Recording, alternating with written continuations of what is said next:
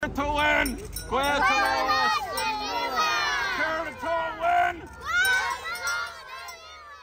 léirsú ar siúl las mod a Theach Laighean in ag an bheachtas Gaelcholáiste 2-4-6-8 ag impi ar an aire idachas Gaelcholáiste a bhunús na ceantar sin I Bhaile Átha Cliath. Tá na daltaí seo I mbun léirse ó 2021 agus tá n-éileamh siimplí acu go glíthaigh an taire idachas lena chlár rialta sin.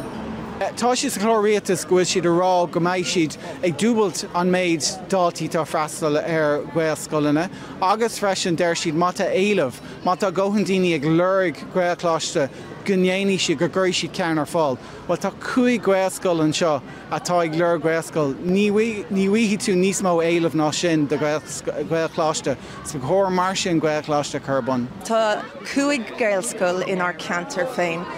Tá dachad is a chathair mheánscoil béarla ach níl aon Gaelcholáiste. So Choláiste is gan Choláiste ón Choláiste Piarsig is Choláiste iontaach iad ach níl siad in ar cantar féin. Tá muid gur ar an tarafólí Gaelcholáiste bhunú sa cheantar le freastal ar na páistí ar fad tá ar freastal ar na Gaelscoile tá scape tríd na cheantar.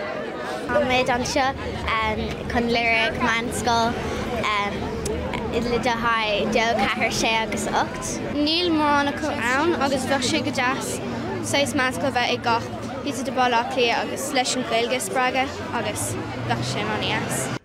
Bhí Gaelcholáiste déanta as dúpló Lego ag na páistí agus chain siad árán Nollag leis na focail lasathe bunathe ar an n-éileamh do Gaelcholáiste.